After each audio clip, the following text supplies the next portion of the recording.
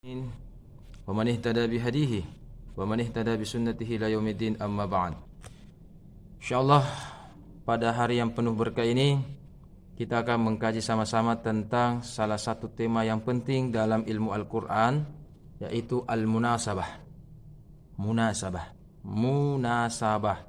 M U N A S A B A mati H. Munasabah. Oke, 9 huruf ya. Pakai al berarti 11 huruf. Al-munasabah. Kitab Al-Munasabah ini sudah banyak buku yang membahasnya. Di antaranya yaitu kitab Al-Mukhtarul Minal Munasabati Bainas Suwari wal Ayati yang dikarang oleh seorang ulama wanita, Ibtisam Umarah Al-Amudi. Beliau adalah seorang dosen di salah satu universitas di Jeddah. Di Jeddah itu berarti di Arab Saudi ya. Oke. Next, berikutnya ayat berikutnya terus ini daftar pustakanya. Pertama yang kita harus bahas tentang ilmu munasabah adalah definisinya ya. Jadi kita akan bahas pertama tentang makna munasabah. Yang pertama, lughatan, secara bahasa. Secara bahasa, al-munasabah berarti al-muqarabatu wal musyakalatu. Muqarabah itu artinya sesuatu yang dekat. Muqarabah begini. Muqarabah artinya begini ya. Kemudian musyakala artinya sesuatu yang sama bentuknya. Ya, jadi muqarabah itu tempatnya dekat. Kalau musyakala bentuknya dekat atau mirip ya, mirip. Jadi seperti sekali jari saya ini, sudah dekat, kemudian mirip lagi, mirip bentuknya, cuma mungkin panjangnya beda. Ya, gitu ya. Itu namanya muqarabah. Jadi ilmu tentang bagaimana mengkaji tentang kemiripan di dalam surah-surah maupun ayat Al-Qur'an. Oke, lanjut. Wa marji'uha fil ayati wa nahwiha ila makna rabit bainaha.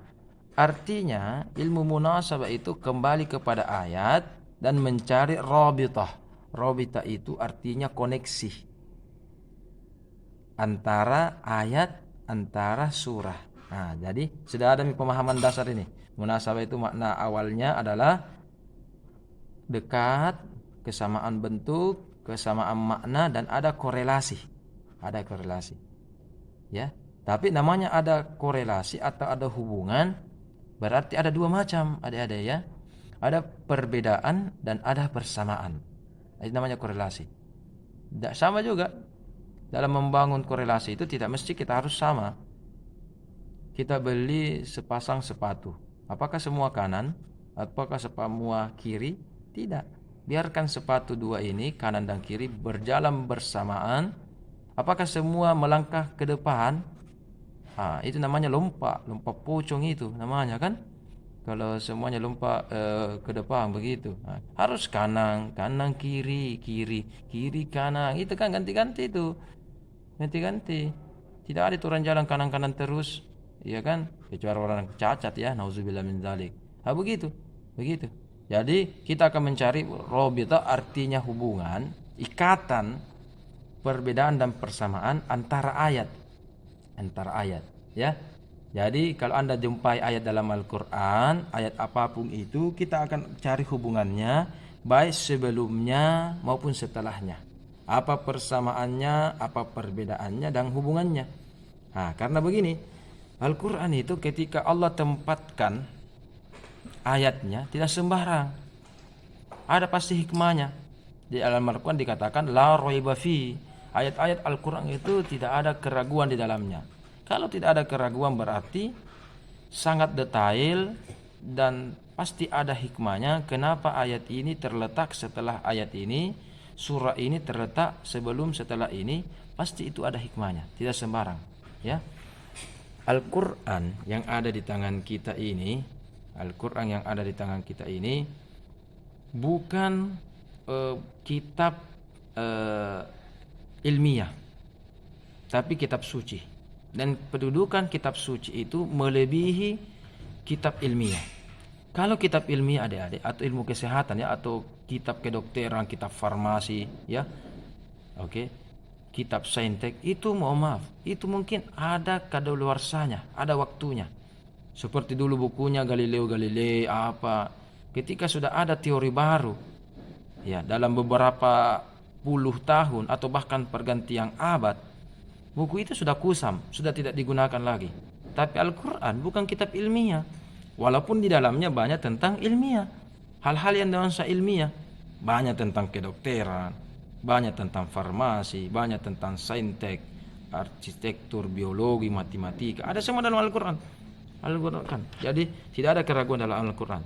Jadi Al-Quran itu namanya kitab suci, sumber informasi, sumber berkah, apalagi sumber doa, ada semua di sini, ada semua. Al-Quran ya menjelaskan dirinya, tibyanan likulli syai', bahwa Al-Quran itu, kata Al-Quran ya, aku adalah tibyanan likulli syai', menjelaskan semua sesuatu, menjawab semua sesuatu. Apalagi ma farratna fil kitab min syai', tidak ada yang saya luput dari Al-Quran, tidak ada, semua aku jawab. Jadi kedepannya apapun judul skripsi Anda ya, baik di sini di jurusan sini maupun di jurusan yang lain, pasti ada ayatnya dalam Al-Quran, pasti ada jawabannya. Iya, jawabannya pasti ada. Ketika dalam kisah seorang syekh menyampaikan hal ini, dua ayat ini kepada muridnya, sama sekarang saya menyampaikan ayat ini kepada anda semua, ada yang instruksi, mungkin tidak percaya kapan ini ya biasa. Kalau ada orang tidak percaya langsung instruksi. Tapi syekh bisa bertanya, silakan. Betulkah itu Al-Quran bisa menjawab segala sesuatu? Jadi apa yang ada dalam Quran letaknya itu persis sama, ada hikmahnya dan seterusnya. Ya. Apa kata syekh? Betul. Dua ayatnya ini tidak ada diragukan. La raiba fi, tidak ada keraguan dalam Quran. Jangan ragukan sama sekali. Ya, kita ini bukan orang kafir, orang beriman. Iman berarti percaya. Oke, syekh, saya percaya. Tapi saya ingin buktikan bahwa Al-Quran itu betul-betul menjelaskan segala sesuatu. Syekh, tabe, saya ini suka makan roti, ya, tapi saya tidak pintar buat roti. Kira-kira dalam Al-Quran ada tidak yang bisa jawab pertanyaan saya ini? Bagaimana tata cara membuat roti? Sama aja ini sebenarnya. Suka aja makan roti tapi tidak tahu bikin roti. Iya. Kira-kira Muhammad Syaukat 001. Kira-kira Anda tahu Syaukat? Atau Anda tahu kira-kira ada tidak ayatnya tentang tata cara membuat roti? Bisa menjawab pertanyaan ini. Ayat menjawab tentang tata cara membuat roti. Syaukat, coba jawab, coba jelaskan. Silakan mengkomen, chat. Oke, di video ini, di link ini. Apa kira-kira? Apakah Anda yakin bahwa betul-betul ada tata cara atau ada jawaban dari pertanyaan tata cara membuat roti? Jawabannya ada. Ya, dua ayat tersebut, bahkan tiga dengan la raiba fi, itu menunjukkan bahwa kalau Al-Quran mengatakan ada, jawabannya ada. Tinggal jawaban itu bisa dalam bentuk arahan, jawaban itu bisa dalam bentuk penjelasan, atau jawaban itu bisa mencari solusi dan sebagainya. Syekh tersebut langsung speechless dalam hubungannya tentang ilmu munasabah, bahwa apa yang dijelaskan Al-Quran itu pasti detail, pasti kena dan tidak sembarang, ya, itu ilmu munasabah, mencari bagaimana hikmah-hikmahnya dan apa hubungannya. Maka Syekh menjawab, ada. Bahkan 2 kali terulang dalam Al-Quran jawabannya dari pertanyaan Anda. Wah, langsung kaget ini orang. Hebat ya Al-Quran ya. Bahkan ayatnya 2. Surah An-Nahl dan surah Al-Anbiya ayat ke-7. Bisa Anda cari surah Al-Anbiya ayat ke-7 yang berbunyi, A'udzubillahi minasyaitonir rajim, bismillahirrahmanirrahim, fas'alu ahla dzikri in kuntum la ta'lamun. Oke. In kuntum la ta'lamun, kalau engkau tidak tahu, nah, kan ini orang apa tadi? Jawaban pertanyaan, tidak tahu bikin roti. Ya, ya. In kuntum la ta'lamun, kalau kau tidak tahu, in kuntum, kalau kau tidak tahu. Sama kalau di sini ditanya, tidak tahu Kak buat sop saudara, ya kan? Saya sudah suka makan sop saudara, saya suka makan soto Betawi tapi tidak tahu Kak buat, ya kan? Nah, kalau orang Bandung tadi apa tadi? Miamin. Nah, tidak tahu buat itu. Iya. In kuntum la ta'lamun, kalau makan jinu tahu, tapi in kuntum la ta'lamun tidak tahu tata cara membuatnya. Apa kata Al-Qur'an? Fas'alu ahla dzikri. Tanya ki yang tahu, tanya ki ahlina. Ah, itu jawabannya. Oke? Jadi kalau tidak tahu ke bikin roti, jangan ku tanya ke Al-Qur'an, saya ku tahu. Ya. Yang Anda harus tanya adalah mungkin tetangga Anda yang pintar atau pergi belajar situ, yang roti sari roti ya di situ, yang punya di situ. Oh begitu, begitu. Ya kan, sama Anda tidak tahu, belum tahu bagaimana mengobati orang, maka ini bertanya sama dosennya, fasalu ahla dzikri. Jadi kalau dalam Al-Quran sesuatu yang sudah ditemukan oleh orang kemudian Anda belum ketahui, ini ayatnya. Tanya ahli zikrinya, tanya yang tahu, ahlinya, yang kompetennya, tanya prof, tanya dokter Anda, dokter Anda juga. Tanya itu, tanya ahlinya. Tapi kalau ada sesuatu yang belum ada yang temukan, itu tadi kalau sudah ditemukan orang, belum ada yang temukan. Oke, di Makassar itu ada namanya sop saudara tadi. Bagaimana kalau kita buat sop kemanakang? Sop mertua, sop tante, ya kan? Boleh. Ya, tapi jangan racikannya sama dengan sop saudara. Boleh saja. Contoh, ya kalau di Jawa ada soto, kita ada coto. Nah, beda kan? Soto dengan coto beda. Jadi ramuannya beda. Nah, ini sop saudara ada, sop mertua, sop kemanakan, sop om. Bagaimana kalau kita buat yang begitu juga? Nah, sesuatu yang belum ada diciptakan sebelumnya. Motor 2 bannya, 1 bang sudah ada motor. Bagaimana kalau kita membuat motor tanpa bang misalkan, ya kan? Maka kalau ada sesuatu yang belum ada orang temukan, ada juga dalil dalam Al-Quran. Tidak sembarang, korelasinya ada dalam Al-Quran. Al-Quran beberapa kali mengatakan la'allakum tatafakkarun, la'allakum tatadzakkarun, la'allakum ta'qilun. Kalau ada sesuatu yang belum ada orang temukan, la'allakum ta'qilun, tatafakkarun, berpikirku, gunakan otakmu, la'allakum ta'qilun, gunakan akalmu, la'allakum tadzakkarun, gunakan percobaan-percobaan di lab, gunakan itu rumus-rumus apa dan sebagainya. Jadi gunakan indera inimu, intelektual Anda, rasio Anda, itu. Jadi kita sebenarnya disuruh untuk Al-Quran untuk banyak berpikir, banyak menggunakan akal, banyak menggunakan percobaan-percobaan di lab dan di luar lab supaya menemukan hal-hal yang itu belum sempat orang temukan. Maka itu namanya la'allakum tatafakkarun dan sebagainya. Itu ya. Jadi ilmu munasabah yaitu ilmu tentang mencari bagaimana secara bahasa korelasi antara 2 ayat sebelum dan setelahnya atau antara surah sebelum dan setelahnya. Itu dan seterusnya. Sebentar kita akan lihat bagaimana macam-macamnya. Sementara definisi istilah, definisi istilahan adalah hiya ar-rabitatu baina syai'aini bi ayyi wajhin minal wujuhi wa fi kitabillahi.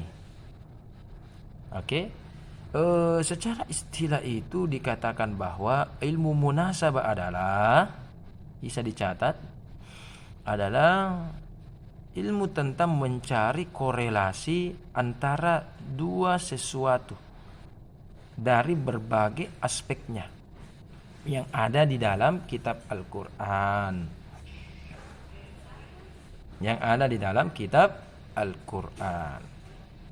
Oke, jadi ilmu tentang mencari korelasi, mencari hubungan antara 2 sesuatu dari berbagai aspeknya. Apakah kesamaannya itu tentang tafsir, apakah kesamaannya tentang hadis, dan kesamaannya tentang fikih, atau apapun itu ada kesamaan. Nah, itu mencari kesamaan dan perbedaan berbagai aspeknya yang ada di dalam kitab Al-Quran. Apa yang dimaksud fi kitabillah, yang dimaksud kitab Al-Quran itu yaitu irtibatus surati bima qablaha wa ma ba'daha. Hubungan surah sebelum dan setelahnya. Al-Baqarah adalah surah kedua. Mengapa letaknya Al-Baqarah? Oke, setelah Al-Fatihah dan sebelum surah Ali apa? Ali Imran. Ali Imran itu kenapa? Al-Falaq kenapa letaknya antara Al-Ikhlas dengan An-Nas? Itu tidak sembarang itu. Tidak bilang sembarang mau ini mau ini, tidak. Al-Quran itu kan kitab suci. Kalau kitab ilmiah itu berdasarkan tiga hal. Ada pendahuluannya, ada pembahasannya, ada penutupnya. Itu kitab ilmiah itu. Anda membuat skripsi S1, tesis S2, apalagi disertasi S3. Ya, makalah juga pasti ada. Anda baca buku pasti ada tiga ini elemen. Pendahuluan di bab 1. Kemudian ada pembahasan dan ada penutup kesimpulan. Pasti ada itu, tiga itu pasti ada tuh. Ya. Al-Quran mungkin ada pendahuluannya, itu Al-Fatihah. Al-Fatihah artinya pembuka berarti pendahuluan. Oke, diterima. Tapi ada orientalis di sana. Orientalis itu adik-adik artinya sarjana atau cendekiawan ya. Kalau saya katakan sarjana itu bukan S1 ya. Sarjana artinya bisa saja cendekiawan, bisa saja profesor. Cendekiawan yang berasal dari agama non-Islam, non-Muslim. Kemudian dia mempelajari Islam, mempelajari Al-Quran, mempelajari hadis. Bukan sebenarnya mau masuk Islam, tapi mencari kelemahan Al-Quran, mencari kelemahan Islam maupun hadis. Ini namanya orientalis, ya.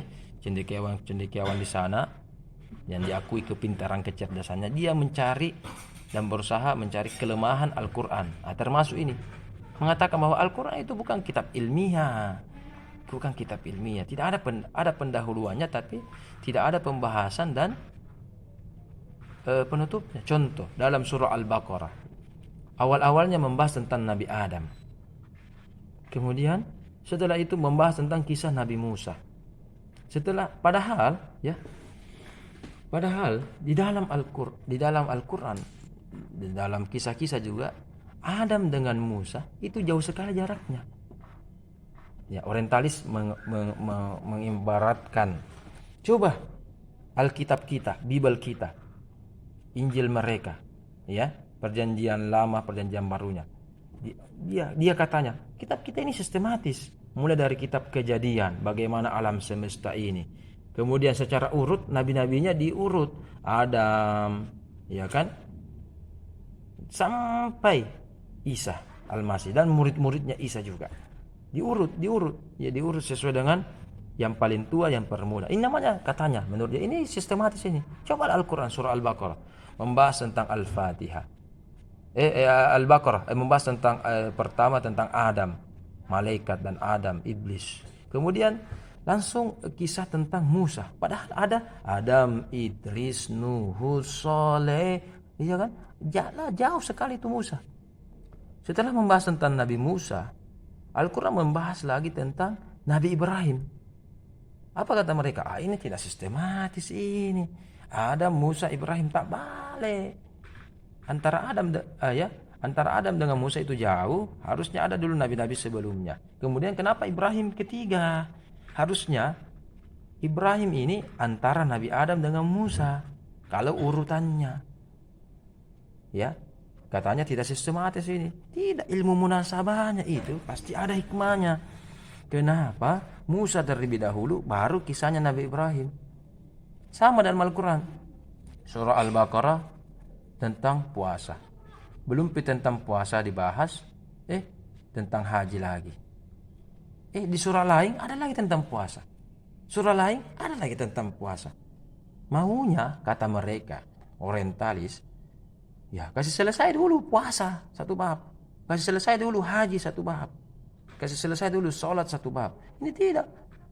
Puasa ada di surah ini, surah ini, surah ini. Tentang haji ada tentang ini. Karena standar ilmiah yang dia ambil adalah standar akalnya manusia. Betul. Itu betul kalau standar ilmiah akal manusia. Masalahnya Al-Quran ini standarnya bukan manusia, brother and sister. Apa? Apa standarnya? Yaitu standarnya Allah lah. Ya kan? Standar Khalik, sang pencipta Rabbul Alamin. Ya kan? Khaliqus samawati, ilah pencipta langit dan bumi. Ya, pengatur alam semesta. Berarti bukan standar ini loh. Ini. Ya. Ini lagi dikatakan pintar. Ya. Akal itu dikatakan pintar. Berarti yang menciptakan akal manusia yaitu Allahu Azza wa Jalla maha pintar. Allah berfirman, wa fauqa kulli dhi ilmin alim. Di atasnya orang cerdik ada Allah yang maha cerdik. Di atasnya di atasnya orang yang pintar, di atasnya profesor. Ada Allah yang maha profesor, maha pintar. Itu kata Al-Quran. Di atasnya orang kaya, pasti ada Allah yang maha kaya. Ya kan? Di atasnya orang yang berkuasa, ada Allah yang maha kuasa. Begitu kata Al-Quran. Simpel sekali. Nah, maka Al-Quran adalah kitab suci pedoman kita. Standar ilmiah tadi begitu, ya. Jadi dikatakan begitu tadi. Apa tadi dikatakan? Bahwa kitab ilmiah, Adam dulu, Musa baru Ibrahim, tidak sistematis. Tidak, jangan standar begitu. Jangan standar begitu, ya kan? Bukan standar begitu. Pasti ada hikmahnya. Kenapa kisahnya Nabi Musa terletak setelah kisahnya Adam? Kenapa Ibrahim belakangan? Kalau salah satu hikmahnya begini. Beberapa pertemuan ke depan kita akan membahas tentang kisah dalam Al-Quran. Kalau kita mengkaji kisah dalam Al-Quran, ya, semua kisah-kisah Nabi yang paling sering kuantitasnya, yang paling sering disebutkan oleh Al-Quran adalah kisahnya Nabi Musa. Kisahnya Nabi Musa paling sering itu, paling sering.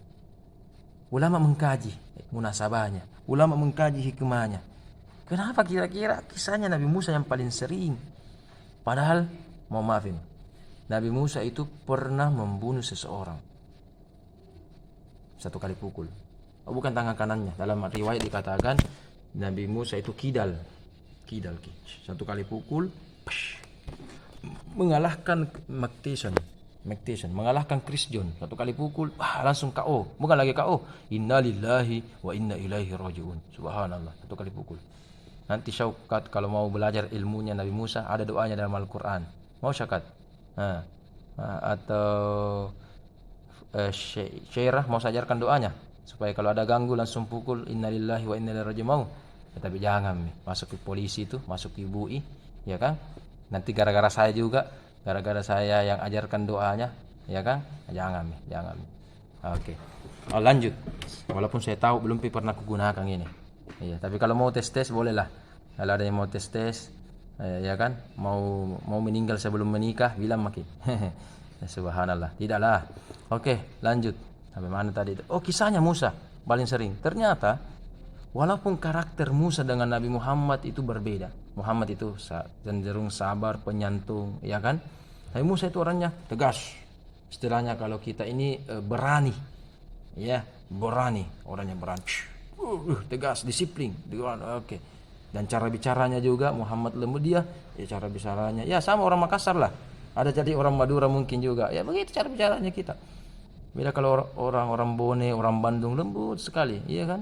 Itu. Halus sekali. Itu tidak mentong. Tapi dibalik perbedaan Nabi Musa dengan Nabi Muhammad, ternyata nasib hidup, riwayat, rekod, histori dari Nabi Musa dengan Nabi Muhammad itu ada kemiripan. Nabi Musa lawan terbesarnya itu Fir'aun, maka Nabi Muhammad juga itu lawan terbesarnya itu kafir Quraisy. Padahal Fir'aun dengan Nabi Musa itu ada hubungan kerabat. Bahkan yang lebih dekat lagi namanya anak angkat. Jadi anak angkat dengan bapaknya, bapak angkatnya bapak, ya kan? Karena Nabi Musa itu diangkat oleh Fir'aun sebagai seorang anak. Begitu pula Nabi Muhammad, bahkan dengan om langsungnya, saudara dari bapaknya, kakaknya bapaknya langsung, Abu Lahab. Abu Jahal itu kan bapak langsungnya itu, om langsungnya itu. Bukan om jauh, tidak, om langsungnya mentong. Ditolak oleh om langsungnya. Ya kan, betapa pedihnya hati itu kalau keluarga terdekat kita yang menolak kita itu. Ya kan? Seakan-akan ada perkataan, "Woi, orang lain lagi nak percaya kak Pak Paman. Kenapa kita ingkari saya?" Itu kan? Iya kan? Begitu loh pemahamannya itu. Oh, begitu. Nah, lanjut. Ternyata perjuangan Nabi Muhammad itu mirip dengan perjuangan Nabi Musa. Fir'aun itu memiliki power politik, power ekonomi, dan power segalanya. Maka kafir Quraisy, Abu Lahab dan sekutunya ini juga dia merupakan orang terkaya, apalagi orang terhebat, apalagi memiliki politik, pengaruh dan sebagainya, sama perjuangannya. Dan Nabi Musa dan Muhammad perjuangan sama. Nabi Musa itu yang beriman ketika dia adalah orang-orang miskin, dan sama Nabi Muhammad pada awal-awal dakwanya di Mekah, orang-orang miskin juga.